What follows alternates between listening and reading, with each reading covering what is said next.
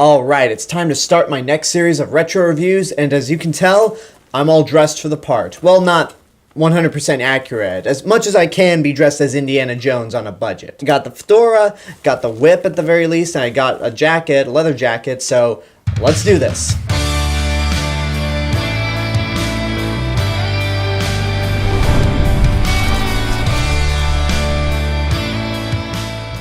Now, there are a couple of reasons on why I'm reviewing the Indiana Jones series. For one, Solo comes out in a few weeks, which is a solo film, for lack of a better word, based off one of Harrison Ford's most iconic characters, so I figured to review a series based off his other most iconic character. I've already reviewed movies that have been inspired or ripped off Indiana Jones, like Pirates of the Caribbean or the Brendan Fraser Mummy movies, and it's the 10-year anniversary of the fourth film in the franchise, Indiana Jones Kingdom of the Crystal Skull. So it's kind of good timing right there, and I really don't want to have to wait until the fifth movie comes out to review the Indiana Jones movies, because I want to talk about them right now. So let's kick things off with the movie that started it all, Raiders of the Lost Ark. Sometimes this movie's known as Indiana Jones and the Raiders of the Lost Ark, at least on the DVD and Blu-ray releases, but this movie came out in 1981, stars Harrison Ford in the title role as Indiana Jones, was directed by Steven Spielberg, written by Lawrence Kasdan, produced by George Lucas, and pretty much follows the most famous archaeologist in the world, Indiana Jones. In this movie, he is on a quest to try to find the Lost Ark of the Covenant. The reason he's tasked to find the Lost Ark is because the Nazi Party is after the Lost Ark as well, because they want to use it as a transmitter to God. And it also holds some Jewish relevance to it, and given that we know what the Nazi Party is and their stances against Jews, Indiana Jones has got to find it quickly before the Nazi Party themselves find it. And to make the stakes even higher, the person who's been assigned by Adolf Hitler to try to find the Ark is his worst rival, Balak. Basically, he's the man who's always one step ahead of Indiana Jones whenever either of them go looking for ancient artifacts. Now, my experience with the Indiana Jones series is very similar to my exposure to the Star Wars series. Much like how I was introduced to the Star Wars series through the original theme song, I was introduced to Indiana Jones through its theme song, and the first time I ever heard of it,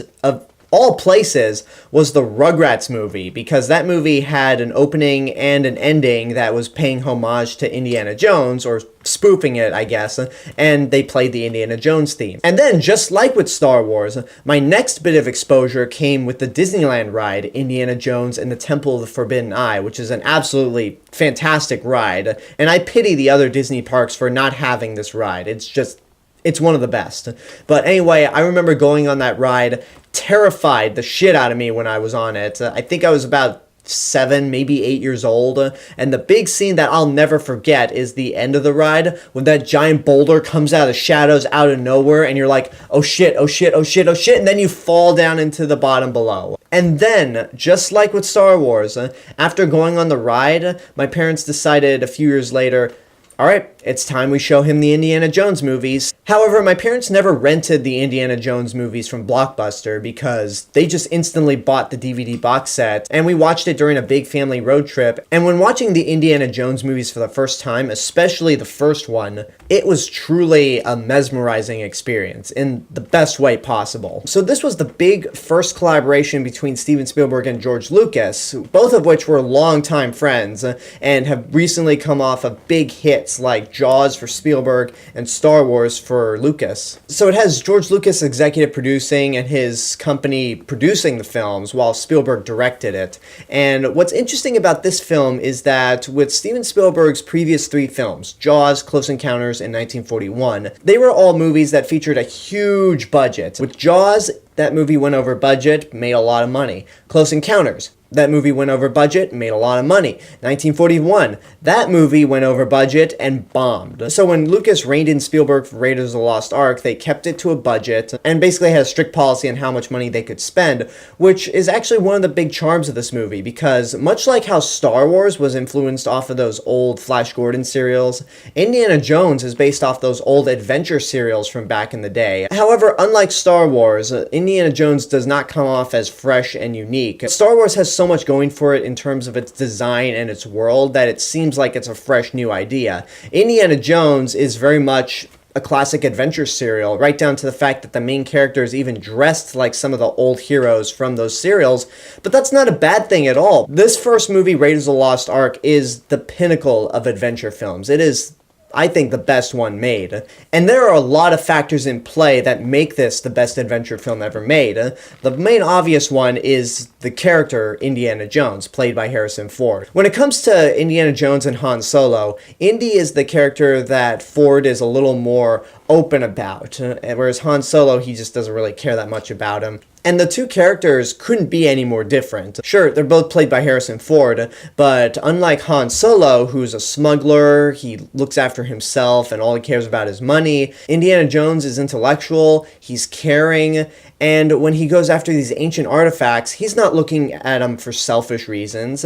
He's looking at them because they're priceless gems that should belong in a museum. There are a few moments where a bit of Han Solo comes out, mainly in this movie with the big fight scene in the market. Well, big's an exaggeration, but I'll get to that a little later. But if you put these two characters side by side, they couldn't be any more different. And Harrison Ford just does a great job in the role.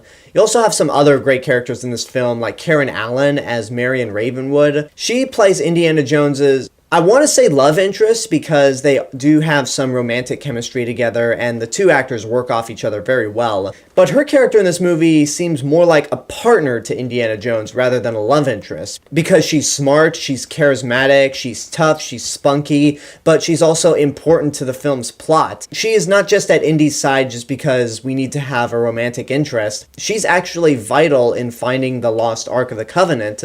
And I just love how the very first time we as an audience get to see these two together, it opens with Marion just punching Indy in the face. These two have definitely had a history, and we're in for something a little unique when it comes to their relationship. And speaking of punches, one of the best elements about this movie is the sound design, once again done by Ben Burtt, the same guy that did the Star Wars films, at least the original trilogy and the prequel trilogy. But every sound effect in this movie is really impactful, it's hard-hitting, it's loud, especially when it comes to those meat-slap punches that you hear in all of the Indiana Jones films. And these sound effects really help carry the movie, along with the iconic John Williams score. I feel like a broken record every time I mention a John Williams score because it's iconic. The Indiana Jones theme is one of the most iconic movie themes out there. You just hear a few notes and you automatically know what theme you're listening to. And all the action and adventure elements in this film are amazing. You have the opening scene in the movie where he's raiding the temple, tries to go after that idol in the temple, and then is suddenly chased by that huge boulder that's perfectly round and perfectly set in place to chase off anybody that's in the temple. Okay, I'm just gonna let that go. You have the shootout in the bar, which is accompanied by no John Williams score at all, and for the better, because all you hear are those really brutal sound effects, and it just makes it an all-out awesome scene. You have the chase in Cairo in the markets, where we have probably the best cop-out of an action scene. This scene is actually a result of a happy accident because this whole sequence was actually shot in Tunisia, which actually doubled for Tatooine in Star Wars. And this fight scene was actually going to be very elaborate and choreographed, but because everybody was eating the local food in Tunisia, they got sick, and Harrison Ford was one of those people that got sick. The only person that didn't get sick in Tunisia was Steven Spielberg because Lucas warned him about eating the food, so Spielberg pretty much brought canned food for himself. But back to this fight scene, when it came time to shoot it, Harrison Ford was just not feeling it, and so he ultimately said, "Why don't I just shoot the guy?" Which is a character trait that actually plays out more for Han Solo, but I think it's a decision that absolutely works because you have this random guy with a sword that comes out of nowhere. I don't know if he's actually affiliated with the Nazis like the other goons were, but he just comes out of nowhere, so why would Indy even fight him? But it's one of my favorite moments. And then you have the scene where Indiana Jones is facing that huge, big-ass Nazi, and what makes this action scene particularly cool is that things keep escalating. Just when you think something's going right for our heroes, something goes horribly wrong. And luckily they get out of there, but it's just a scene that keeps building and building and building. And it's just all around great. This movie is just full of fantastic action sequences, and I don't really have any negatives to say about it.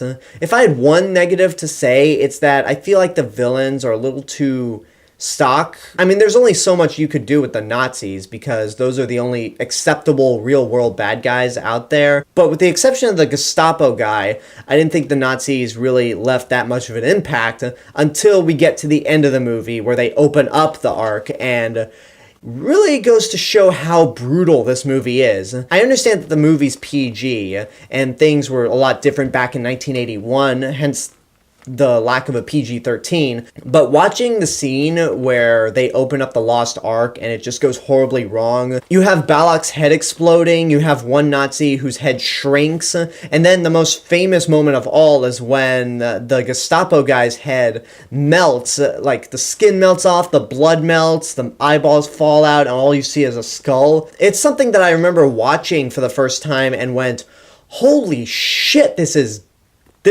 a PG movie, but I would be lying if I said it wasn't impactful at all, because every time I watch this scene where they open up the Ark and the Nazis get killed, it gives me goosebumps. Just the imagery, the John Williams score, it never fails to give me goosebumps every time I watch it. So one last thing I'll say about the villains when rewatching this movie and prep for this review, I noticed there are a lot of similarities between the villains in this movie and in Captain America the First Avenger. I mean, let's ignore the fact that they're all Nazis. You have our main villain who is assigned by Adolf Hitler to try to go find an ancient artifact that could benefit the Nazis, but he wants to use it for his own personal gain. Both villains are accompanied by a funny-looking guy wearing glasses who pretty much acts as their right-hand man, and both feature a scene where a Nazi gets killed by an airplane propeller, and it's just awesome in both movies. I mean, part of that has to do with the fact that Joe Johnston, the director of Captain America the First Avenger, actually did work on Raiders of the Lost Ark. He worked on Raiders as an effects artist and the art director, and when you watch Captain America the First Avenger, you can see a lot of similarities between the two films. So I don't have much else to say about Raiders of the Lost Ark that hasn't been said. It's a masterpiece. In every sense of the word, it is a masterpiece. The characters are iconic, the score is amazing, the action kicks ass, and yeah, it's the greatest adventure film ever made. Get off your ass and go see it right now if you haven't. I would be absolutely shocked if there was anyone out there who has not seen Raiders of the Lost Ark, or at least has no knowledge of the Indiana Jones series. This is absolutely a must-watch film. I know I'm stating the obvious, but it truly is. And that's my review for Raiders of the Lost Ark. Next week, we're going to be talking about the next film in the series, which actually is a prequel, Indiana Jones and the Temple of Doom. So this is going to be a very interesting review. So until next week, I hope you enjoyed this review. Leave a comment down below and tell me what your thoughts are on the movie, if and when you've seen it. Don't forget to support my Patreon page and follow me on social media. And until next time, this is the real Mr. Robinson telling you, there's only one.